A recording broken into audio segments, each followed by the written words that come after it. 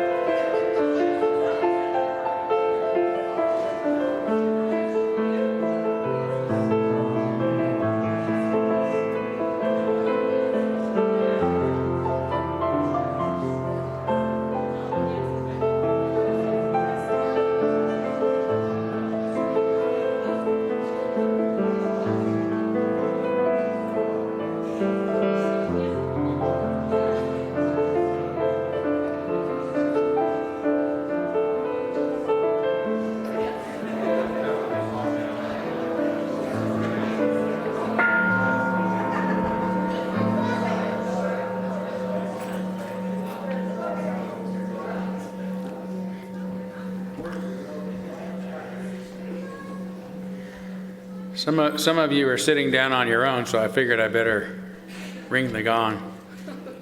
It's a boring crowd today. Just kidding. As always, you get to visit more during our social hour following the service and grab a cup of coffee or tea, and I think there's probably even some bread and cookies left back there. So, but for now, let's move forward by lighting our chalice. The chalice is the symbol of our unity and our solidarity, of our openness and our inclusion, of our community and our individual uniqueness. May this small flame be our offering of warmth to those who are cold and alone, and a light to those in darkness. May it be a flame that ignites justice in our world and a beacon of hope to those in need, and may it reflect at least a spark of truth wherever truth has been lost, and cast a healthy shadow of doubt wherever it's been found.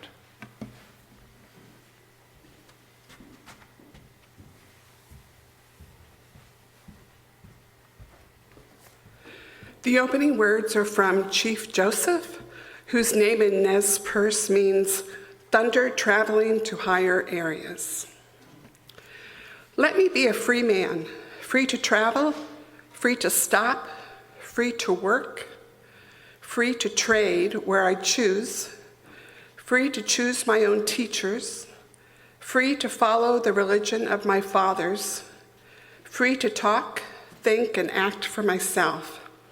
And I will obey every law or submit to the penalty.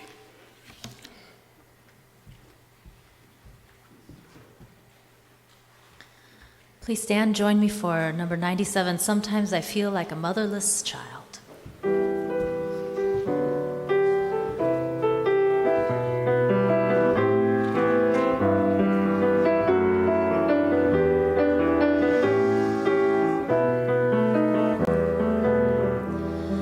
Sometimes I feel like a motherless child. Sometimes I feel like a motherless child. Sometimes I feel like a motherless child, a long way from home, a long way from home. Sometimes I feel like I have no friend. Sometimes I feel like I have no friend. Sometimes I feel like I have no friend. A long way from home. A long way from home. Sometimes I feel like I'm almost gone. Sometimes I feel like I'm almost gone. Sometimes I feel like I'm almost gone. A long way from home. A long way from home.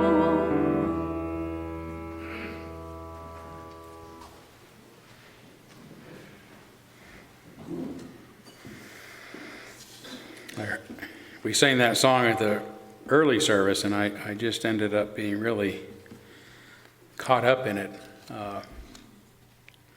The thought that kept coming to my mind is we're on a planet of more than 8 billion people right now,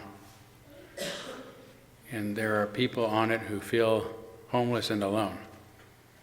How is that possible?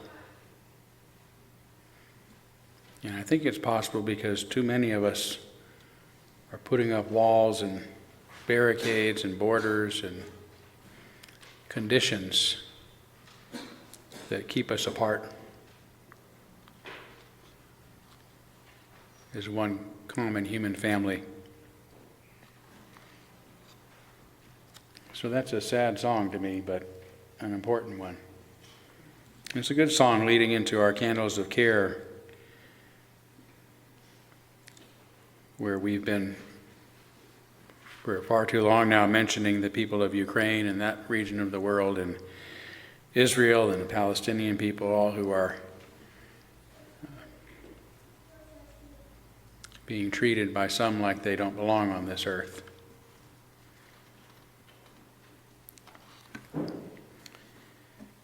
We're all, I think it was Chief Seattle who said,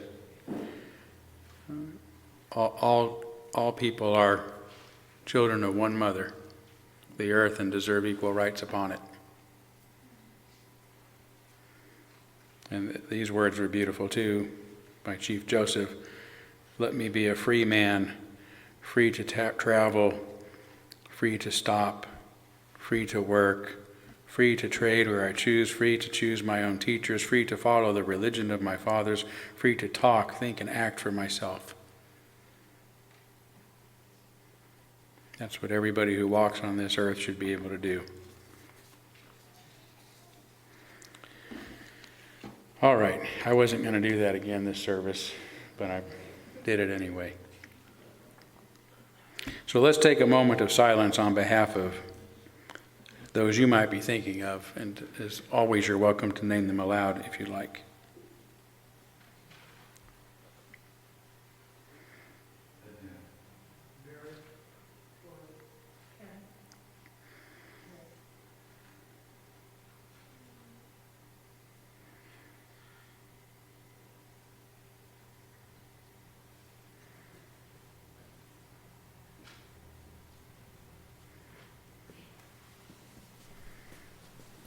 Those named aloud and those embraced in our silence, and all those who are suffering in our world at this hour, we hold in our community with compassion.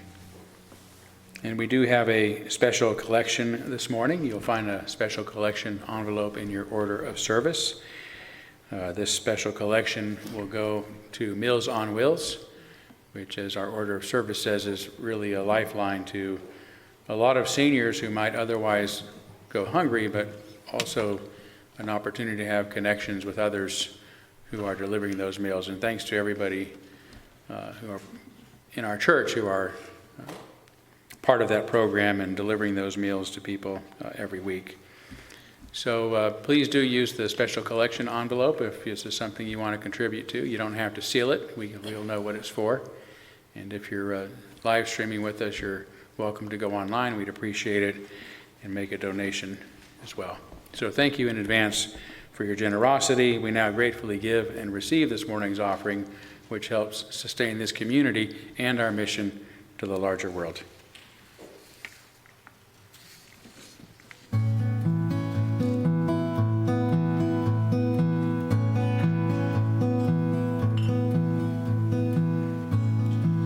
Midnight moon and broken branches, counting my steps and taking those chances on love.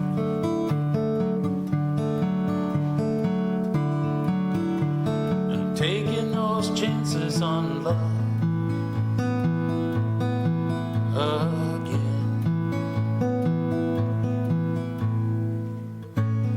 Desert sunsets woven, endless beaches, dropping my guard and taking those chances on love.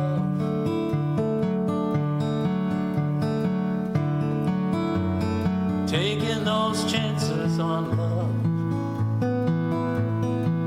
again.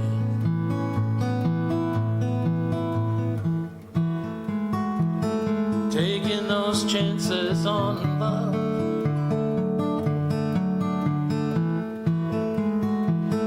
Taking those chances on love again.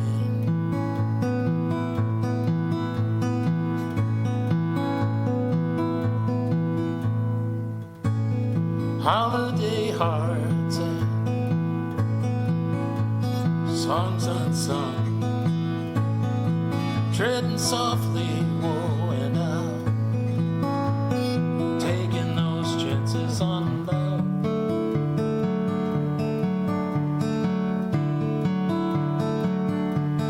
Taking those chances on love again.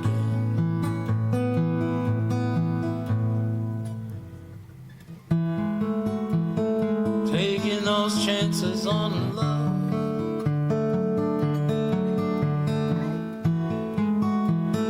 Taking those chances on love.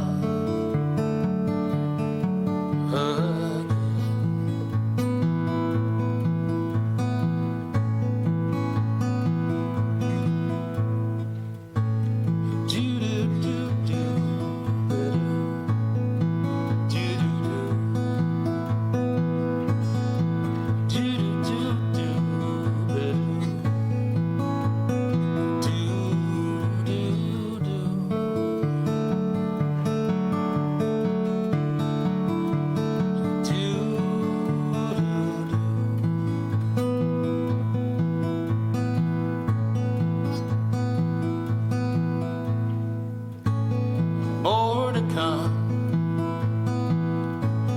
lessons to learn. My soul's reborn and I'm taking those chances on love.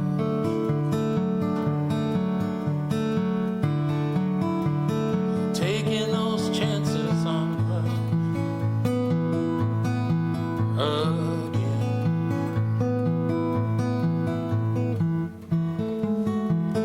Taking those chances on love.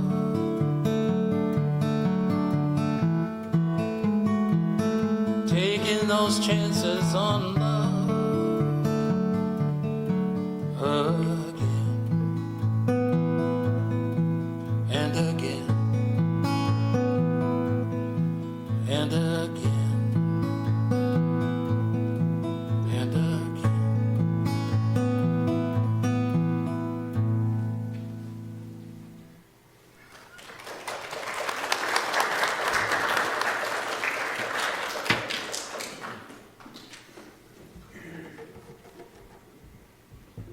I would love to invite all of the children out for our time for all ages. I have a story about someone who took a second chance.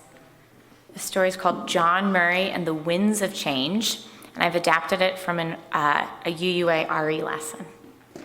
Hi, everyone. Where's my son? Has Max left the building? We'll find him. Okay. You never know which way the wind blows or what the wind might blow in. The wind can change directions and maybe change your life. That happened to John Murray. As a young man, John Murray had an excellent fortune blow his way. He had a fine education, a steady job, a loving wife, and a young son. Life was good.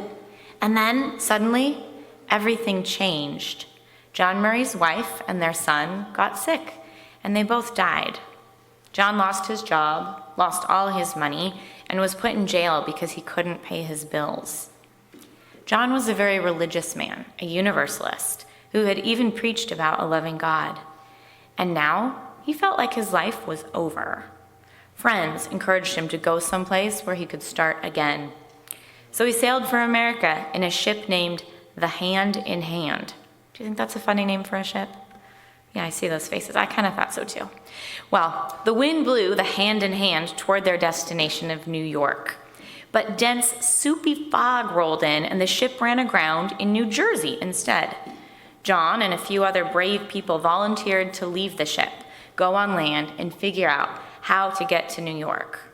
As John Murray stepped onto the unfamiliar shores of New Jersey, he couldn't help but feel a mix of apprehension and hope swirling within him like the mist that enveloped the coastline. The Hand in Hand had veered off course, but perhaps fate had something else in store for him on this unexpected detour. As he trudged through the fog, his mind heavy with the weight of his recent losses, he stumbled upon a humble farmhouse nestled among the rolling hills. The sight of smoke curling from the chimney and the warm candlelight in the window offered a glimmer of peace in the midst of uncertainty. Who might he meet on this encounter? You'll have to find out in Children's Chapel. And adults, you might just need to Google. Again, the name was John Murray. Join me in singing the children out to Children's Chapel. Go now in peace.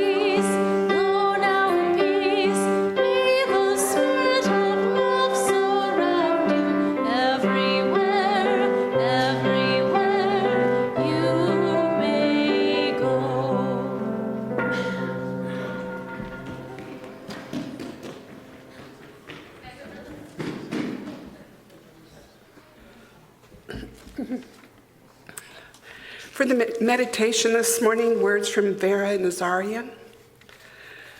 Listen to the trees as they sway in the wind.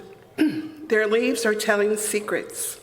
Their bark sings songs of olden days as it grows around the trunks, and their roots give names to all things. Their language has been lost, but not the gestures.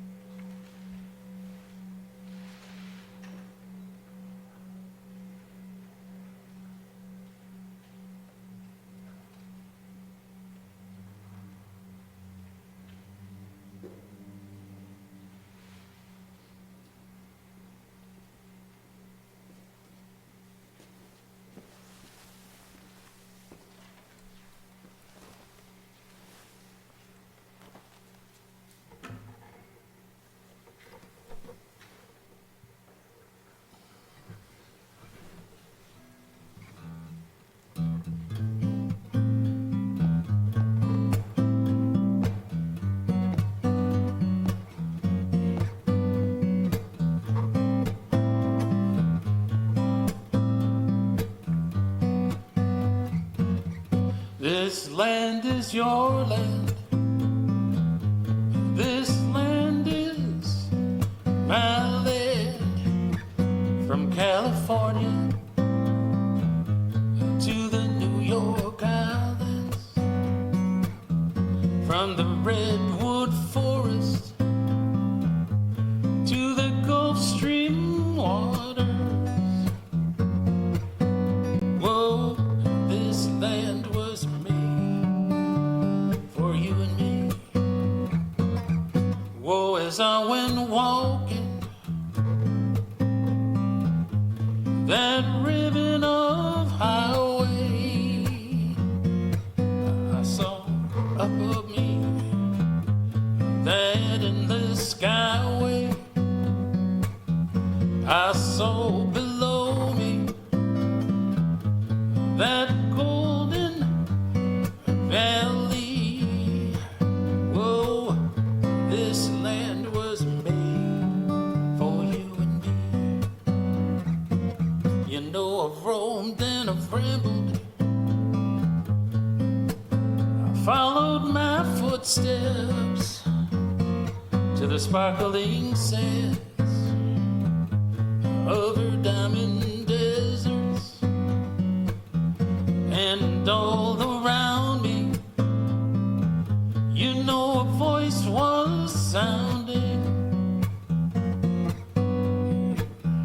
This land was made for you and me. And when that sun came shining, whoa, as I was strolling, and the wheat fields waving, and the dust clouds rolling, as the fog was lifting, you know, a voice was chanting. This land was made for you and me.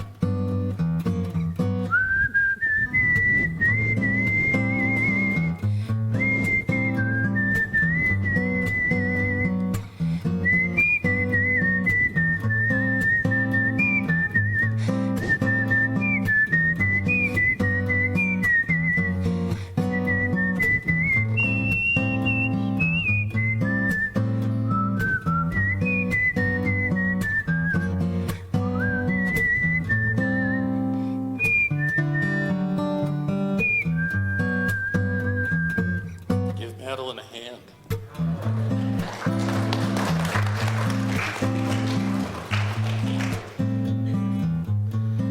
As I went walking, you know, I saw a sign there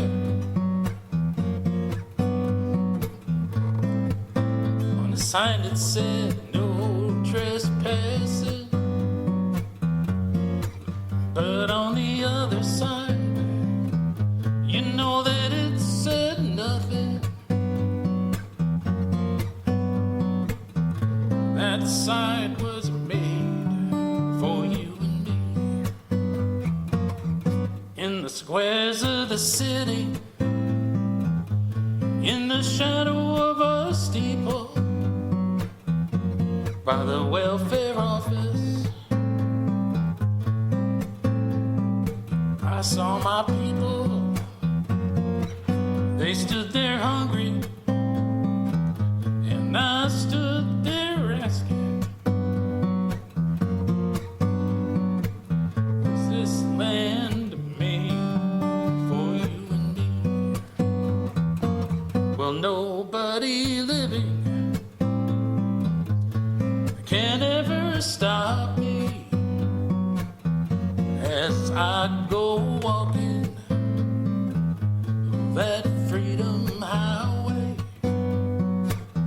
Nobody living can make me turn back, 'cause this land was made for you and me. Whoa, this land was made for you and me.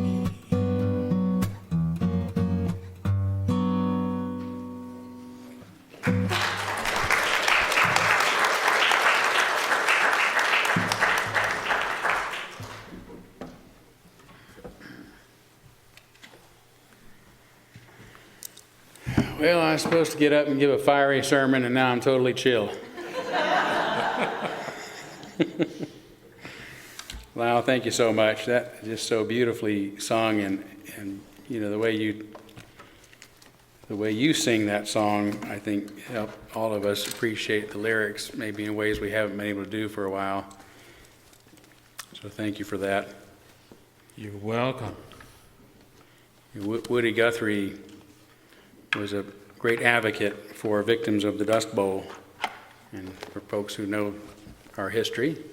If you don't, read John Steinbeck's book, The Grapes of Wrath, but the history of people trying to migrate west to find work and livelihoods, and the confrontations that they faced, often from the authorities. Right? We actually had to create an amendment that made it legal for Americans to go anywhere in the country. And when you hear Woody saying those words, right, that nothing can stop me on that freedom highway. This land was made for you and me. That's what he was singing about, you know, people putting up walls and borders and boundaries to keep us from walking this earth like a motherless child, looking for home. So it's just beautiful the way this service has worked out. So. But anyway, God grant me some hellfire and brimstone. I need it.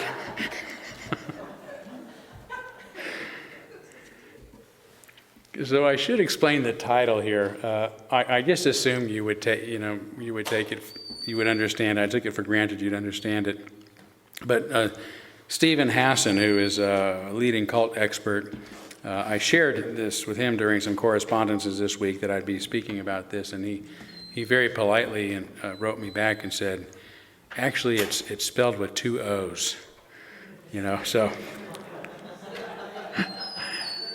I said, oh, you didn't get my pun. Us UUs like to kind of substitute UU. So I'm not speaking about the Muunies, not really. I'm speaking about cultish ideas of mind control, and I thought it'd be fun to put Muunies with, you got it? Did anybody not get it? Who dares raise your hand? Good. Everybody gets it. Okay. So when I was 18 years old, way back in 1982, never thought I'd say that, I happened to be in New York City at the same time that Sun Myung Moon, founder and leader of the Muunies, otherwise known as the Unification Church, conducted a mass wedding that involved 2,000 couples. Now, the unusual event is memorable to me because it made national news, and I happened to be there at the same time that it did. But this wasn't the first, last, or even the largest such event. Just last year, the Unification Church united 8,000 couples. That's 16 individuals from 150 countries into holy matrimony during one service. The Muunies have conducted such ceremonies fairly frequently since their first, which was in 1961, about 7 years after Moon founded the group, usually involving, again, somewhere between 2,000 and 2,500 couples. It's a lot of people over the years to go about getting married this way. And even as a younger teenager in the early 80s, my brother and I befriended a couple who ran a local health food store in Pacifica, California, near the beach where we hung out. They were Muunies and ran the shop on behalf of its owner, the Unification Church, which has lots of businesses around. They were completely open about their religion, their devotion and reverence to, for Moon, whom they believed was the second coming of Christ, about the business being a source of revenue for the church, and about having met the day they were married in 1974 during one of Moon's mass weddings. They'd never met or spoken to their Savior before, but told us that shortly before the wedding, Moon walked about pointing his fingers randomly at a man and then at a woman, indicating that they were to be married. And they were certain that when he looked at them, that he had looked deeply into their souls and knew that they were meant for each other. As far as I could tell, they got along well. They truly loved each other, and by then they even had a little girl that they adored. Yet, even as an impressionable teenager whose beliefs as a Southern Baptist were no less nutty, I knew that their marriage could have been nothing more than the result of chance, due to the random finger-pointing of a man who could not have looked deeply into their souls and likely did not even care the least about their humanity or their individual dignity. Today, in his provocative and courageous book, The Cult of Trump, psychologist and mind control expert Steve Hassan, who was himself once part of Moon's cult, considers Sun Myung Moon to have been a malignant narcissist, along with other cult leaders like L. Ron Hubbard of Scientology, please don't sue me,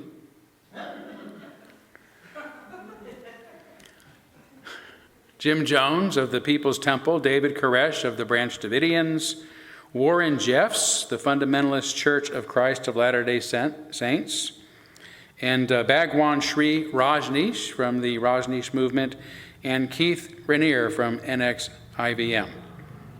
They all fit a similar pattern, Hassan says.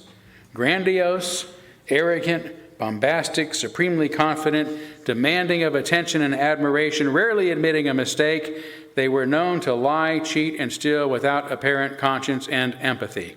Again, you can find that in The Cult of Trump. Wonder what the relevance is there.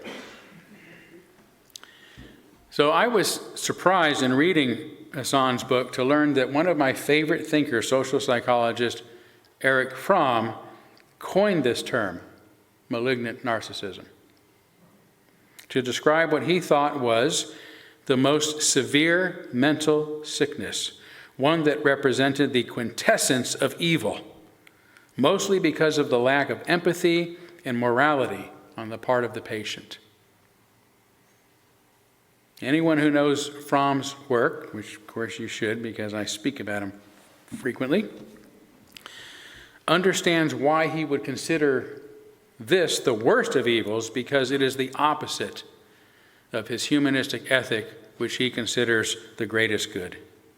This is why he concludes that the sole criterion of ethical value ought to be human welfare, and that the unfolding and growth of every person ought to be the aim of all our social and political activities.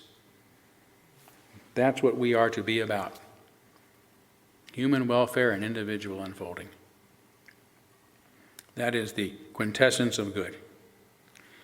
So when an institution or individual gains the kind of control over the minds and the wills that Moon's mass weddings demonstrate, which denies others their own individual agency, it is right to consider it the quintessence of evil, and malignant narcissist is a deserving name for the perpetrators of such evil.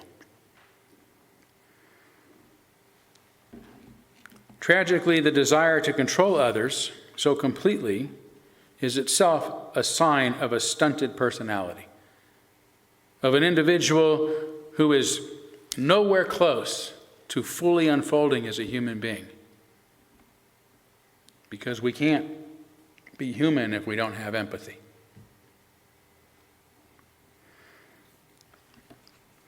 As Fromm also says, the whole meaning of life is to develop into the individual that one potentially is.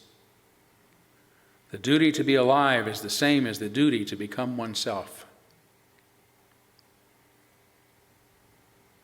To do so, to fully develop our human potential, is to fully realize what he considers our greatest human power.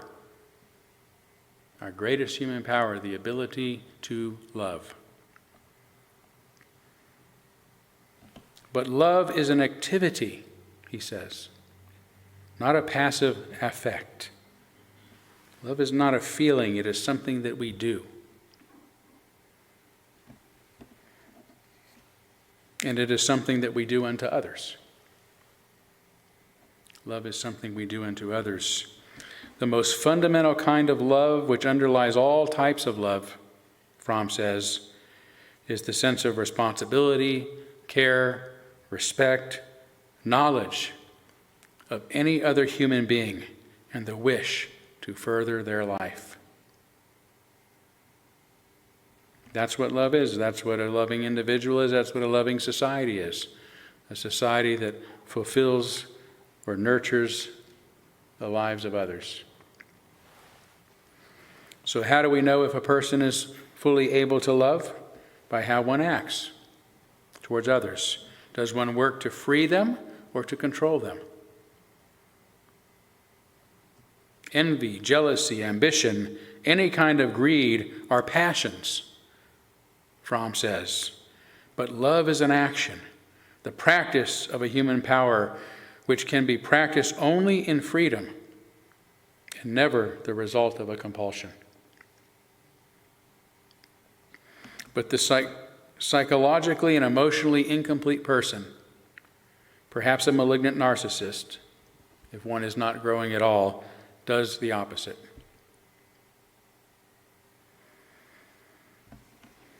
The most fundamental anxiety for every person is caused by the innate conflict between freedom and belonging. Each of us longs to connect with others without losing ourselves, and to be ourselves without losing our connection to others. If we can't overcome this tension by fully developing our capacity to love ourselves and others, by working to care, respect, know, and further the life of those we love, including our own, but not at the expense of others, then we may attempt to do so through this false power of control. We connect with and know others while maintaining our own autonomy, that is, by controlling them. That's the sadistic solution. Or by letting them control us, which is the masochistic solution. There is one way, a desperate one, to know the secret, Fromm says. It is that of complete power over another person. That's the solution to this common anxiety, to take power over others. The power which makes him do what we want, feel what we want, think what we want, which transforms him into a thing, our possession.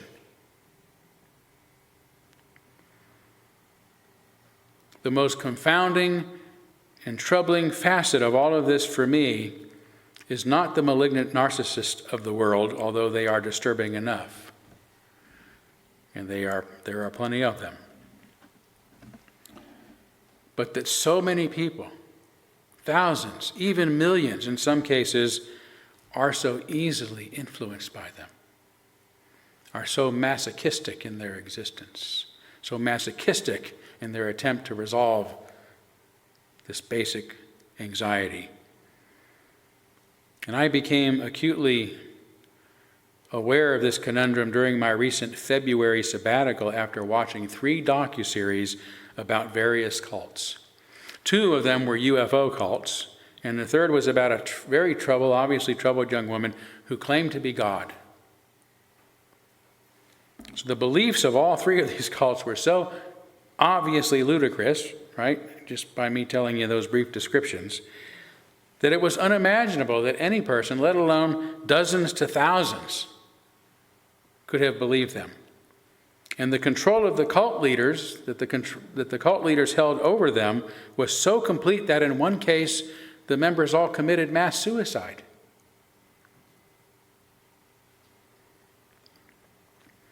Fortunately for me, one of those interviewed about that particular cult was Dr. Steve Hassan, the cult and mind control expert I've already spoken of. And I immediately purchased 2 of his books in search of answers: Combating Mind Control, for which he's most known, and the more recent, The Cult of Trump, both of which I highly recommend. Early in the first of these, Hassan defines mind control as any system of influence that disrupts an individual's authentic identity and replaces it with a false new one. Any system of influence that disrupts an individual's authentic identity and replaces it with a false new one. We see this demonstrated by the couple that I spoke of moments ago who, rather than choosing whom they would marry for themselves, allowed a person that they never met make this monumental decision for them. But being influenced by others isn't necessarily destructive, which is why Hassan explains, I also use the term undue influence. Undue, because these practices violate personal boundaries and human integrity, as well as ethics and often the law. Mind control, again, is any system of influence that disrupts an individual's authentic identity and replaces it with a false new one. I'm reminded of the words spoken by the Ministry of Truth to Winston Smith after his arrest for committing thought crimes in George Orwell's dystopian horror novel, 1984. We shall squeeze you empty, and then we shall fill you with ourselves. We shall squeeze you empty, and then we shall fill you with ourselves.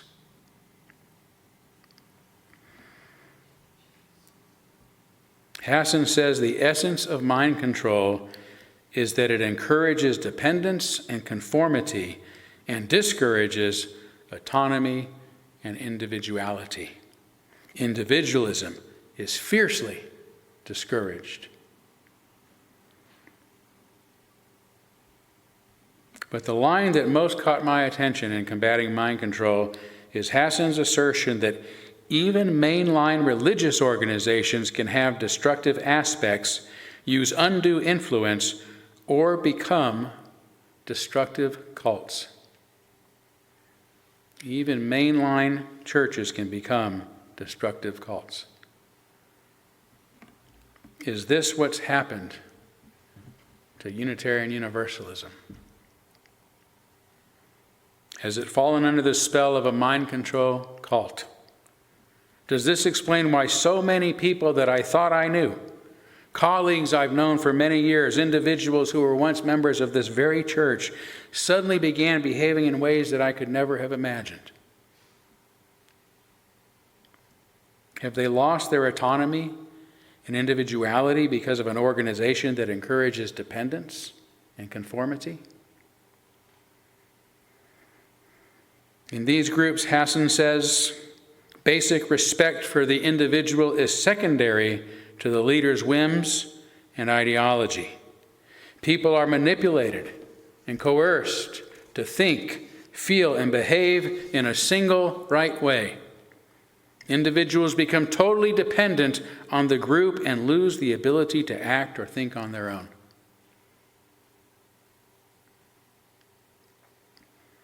To figure out if an organization falls under the category of mind control cult, Hassan has developed the BITE model, an acronym for behavioral, information, thought, and emotional control. A mind control group that uses any or all of these to unduly influence, to unethically influence others is suspect, at the very least. Hassan refers to any group in which mind control is used in destructive ways as simply a cult. So if the Unitarian Universalist Association and any of its member congregations are unethically controlling behavior, information, thoughts, and emotions within their organizations and among their members, they, by this definition, are simply a cult. Using the BITE model, I've concluded that this is precisely the case. The UUA uses all of these categories to some extent to unduly influence its members. Controlling the behavior of others in the UUA is difficult, given that Unitarian Universalism is historically rooted in the ideas and ideals of individual freedom, congregational autonomy, and human dignity. That's what we have been about. For the past several years, however, the UUA leadership has been changing this by creating a punitive culture of fear, intolerance, and shame, and by transforming itself from a member service organization into what it euphemistically calls a covenantal religion.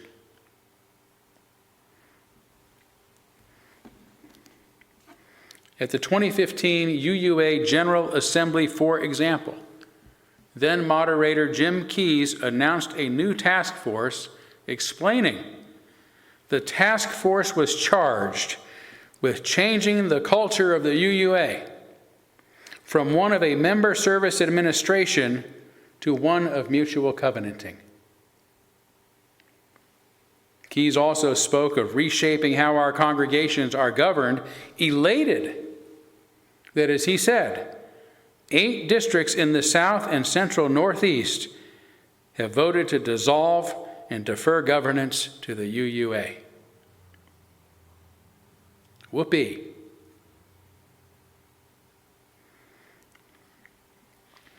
Additionally, now it has complete control over ministerial education, certification, and placement, something that belongs to our autonomous congregations. These include ministers who indoctrinate their churches with a new illiberal ideology and who forbid contradicting views from being expressed. And I hear these stories from congregations all over the country these days.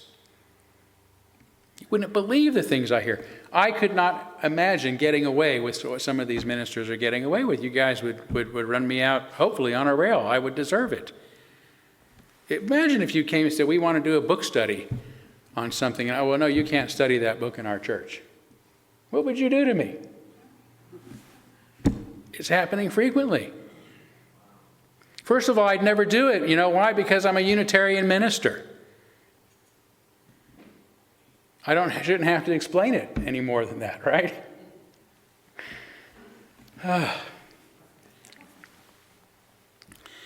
Those ministers who dare protest or resist this shift are increasingly accused of causing harm and being out of covenant.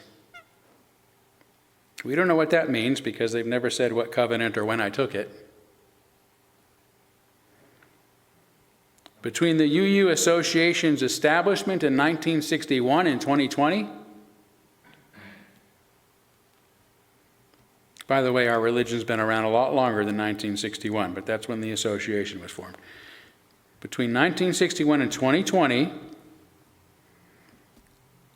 the year that I was disfellowshipped, only 9 ministers had ever been permanently disfellowshipped from ministry, mostly for sexual or financial inappropriate behavior, as it should be. Since 2020, 5 ministers have been disfellowshipped for bullying behavior and creating hostile work environments, which means that they said something the UUA authorities disagreed with. I know this because I was the first to receive this honor. You can go to their UUA's website and see that I'm listed as a non-cooperative bully. Non-cooperative, I'll agree with. You got me. You got me. So speech is now considered then a form of harm and violence. Additionally, in 2020, the UUA began granting ministers full fellowship instead of final fellowship. Sounds like a subtle shift, but final meant that a minister was free of any other certification requirements. Full means that they are never free, that they are bound to certain continuing education requirements as deemed necessary by the UUA throughout their entire careers. As its 2023 document explaining this change states, we seek a different system, one based in relationship, development, and a commitment to lifelong learning. Keep in mind, ministers are not employees of the UUA. If I'm a lifelong learner, but believe me, they're not going to tell me what I should be learning. I could tell you what you should be learning, what you should have learned a long time ago.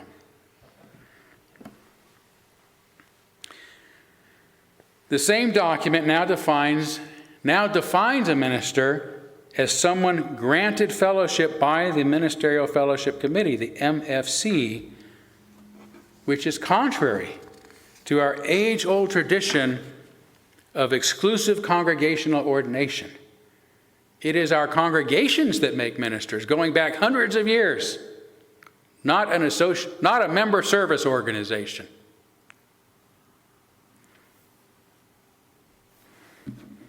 Thank you for that fire.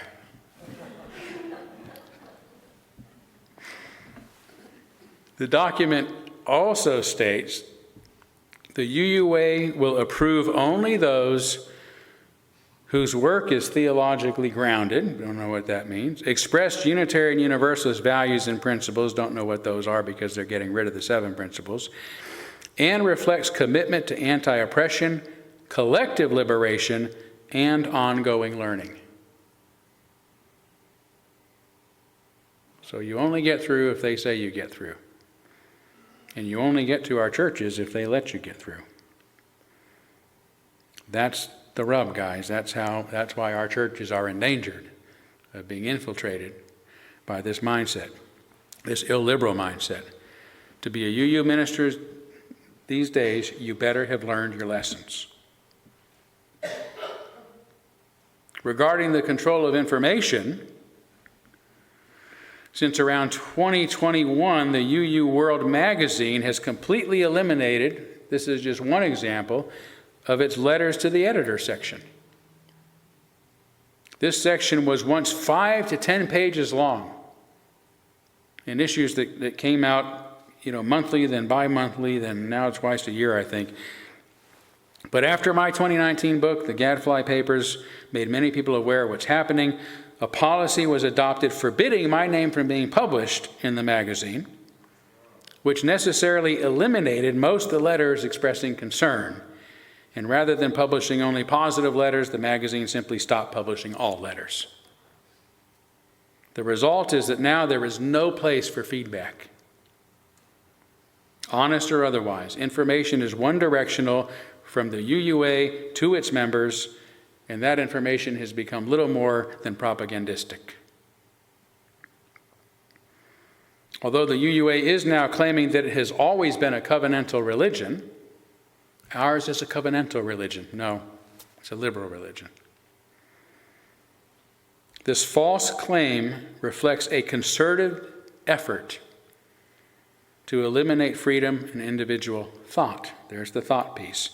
Covenant, by the way, is but the UUA's covert way of creating something that Reverend Frederick Muir says has eluded Unitarian Universalism, a doctrine of church. Covenant is a way of creating something that has eluded Unitarian Universalism until now a doctrine of church. As Muir explicitly stated in his 2012 Berry Street lecture to UU ministers, we cannot do both covenant and individualism. See, if we're going to be a covenantal religion, we have to get rid of our emphasis on individuals. We can't do both. They conflict.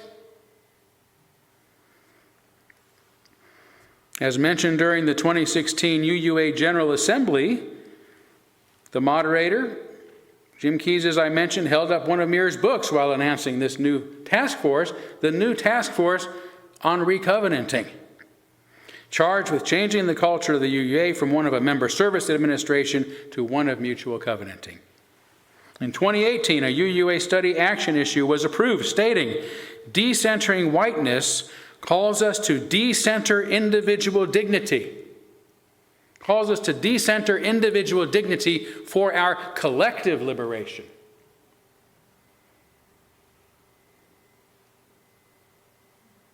We have no individuality. We will be part of the group. We will be saved as a group, as groupies.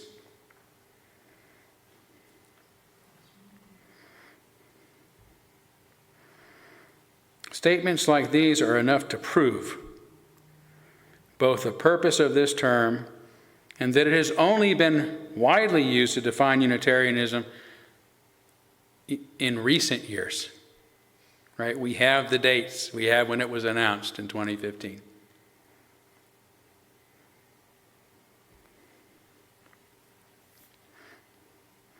As Hassan says, in a cult, individualism is fiercely discouraged.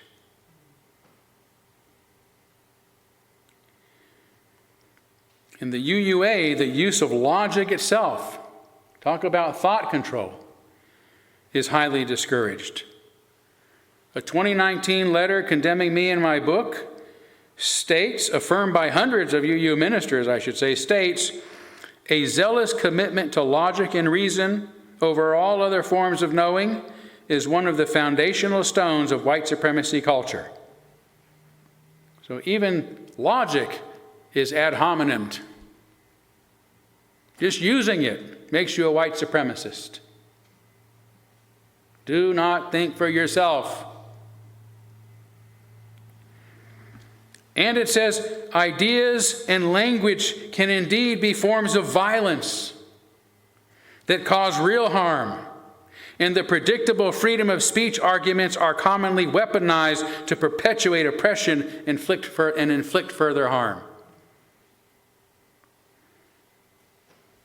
Another public letter of condemnation states, "We cannot ignore the fact that logic has often been employed in white supremacy culture to stifle dissent, minimize expressions of harm, and to require those who suffer to prove the harm by the culture's standards.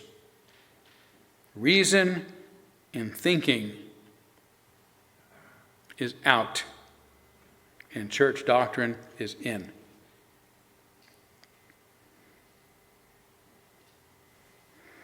Finally, the emotional control exhibited by the UUA is enforced by what I said earlier, a growing culture of fear, shame, guilt, and punishment.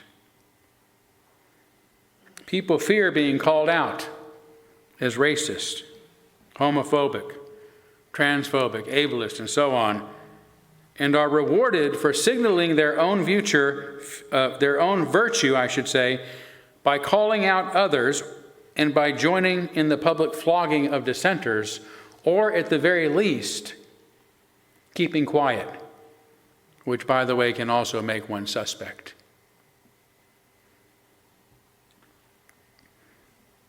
And we don't have time to go into the new and flawed ideology at the center of UUism today. Suffice it to say that it is itself a racist and segregationist ideology that believes, as Coleman Hughes says in his new book, The End of Race Politics, race matters in a deep and enduring way. Race is central to improving our society.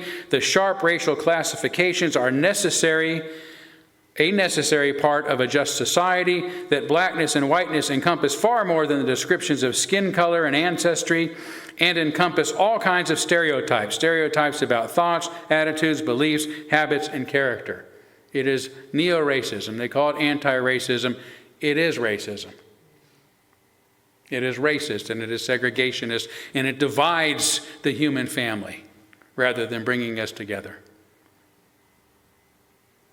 It does the very things that activists have fought against for decades in this world by denying our common humanity.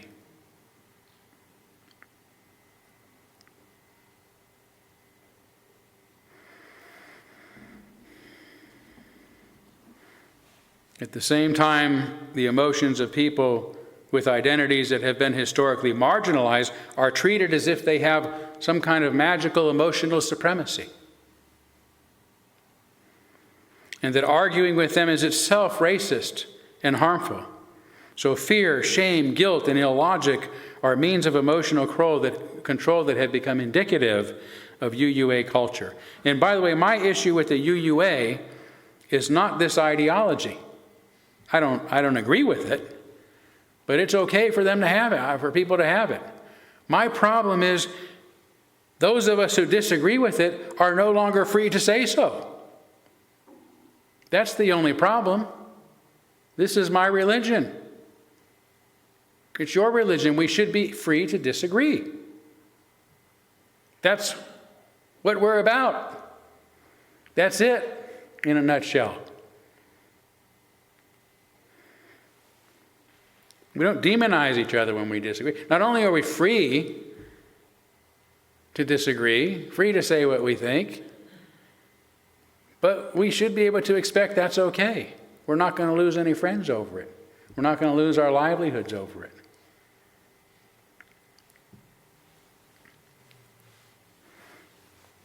And that,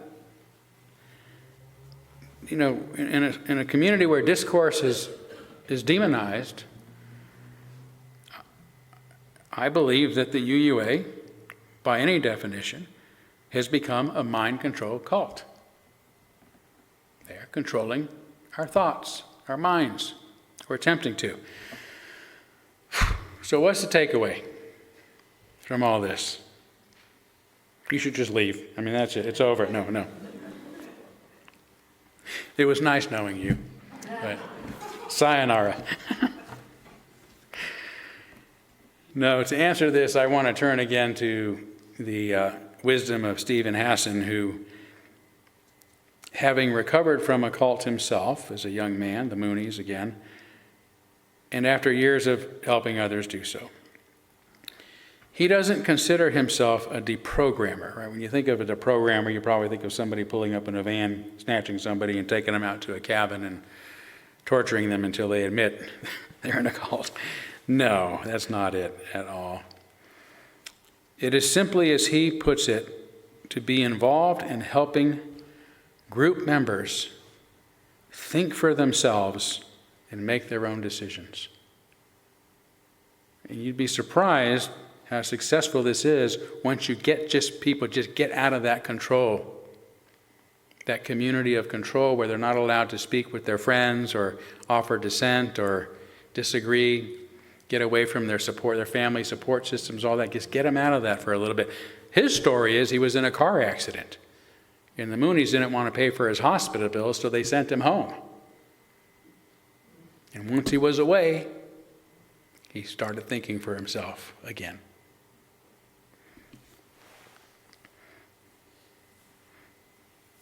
Nobody wants to be in a cult. Being in a cult is more of a boiling frog situation. Mind control is the boiling water that slowly overtakes someone without them ever being aware it's even happened.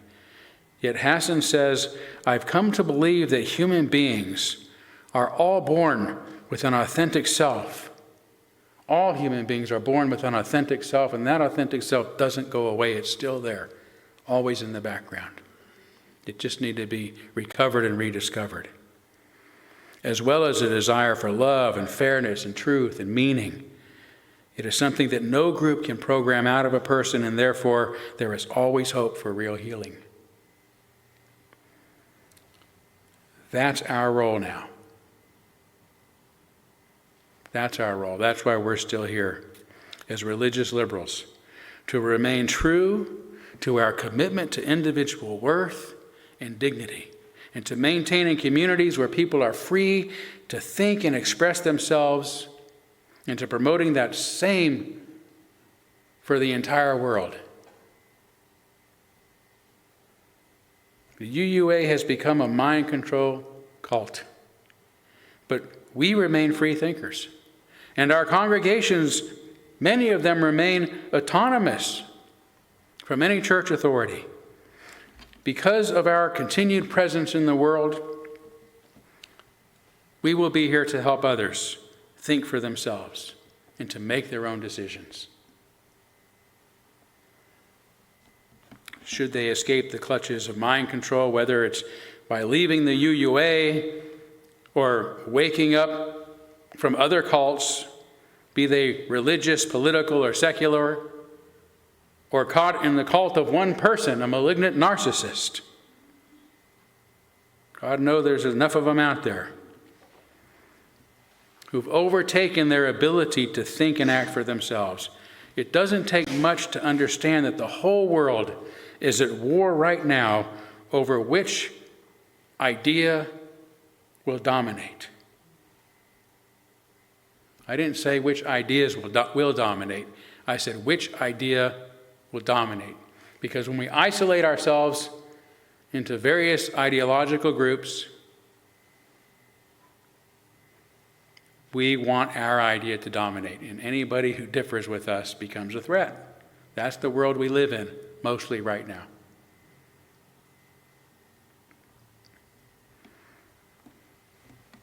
Rather than realizing that there can never be just one dominant idea, and that to find peace we have to tolerate, at least tolerate, maybe even learn from our differences. That's what liberalism is all about, and that's why we're here, to uplift our common humanity and human dignity and individual dignity by fostering freedom and reason and tolerance so that all of us can become our best selves. Thank you. Thank you.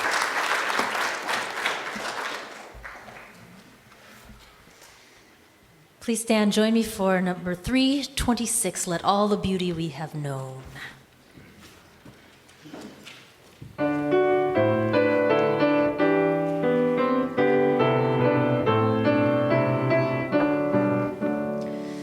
Let all the beauty we have known illuminate hearts and minds, rejoice in wonders daily shown, in faith and joy and love that binds. We celebrate with singing hearts the loveliness of sky and earth, the inspiration of the arts, the miracle of every birth. Life's music and its poetry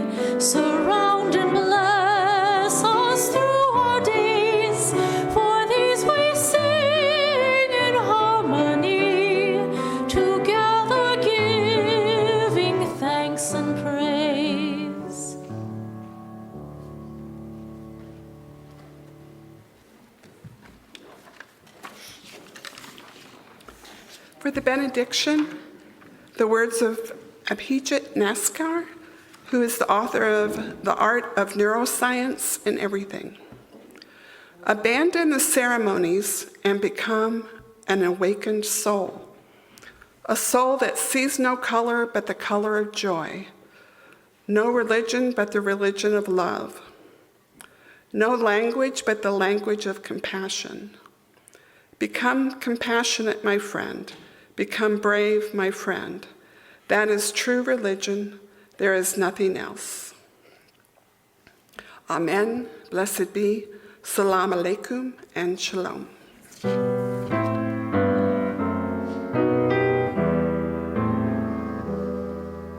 Shalom Haverim, Shalom Haverim, Shalom, Shalom. Shalom Haverim, Shalom Haverim, Shalom, Shalom.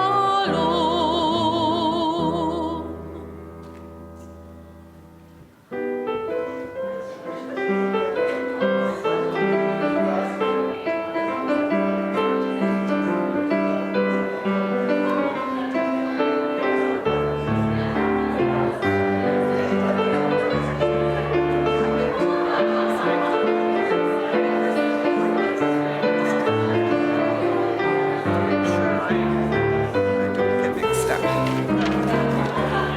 Yeah, you can. You have another one? You know how I always borrow this too. Oh,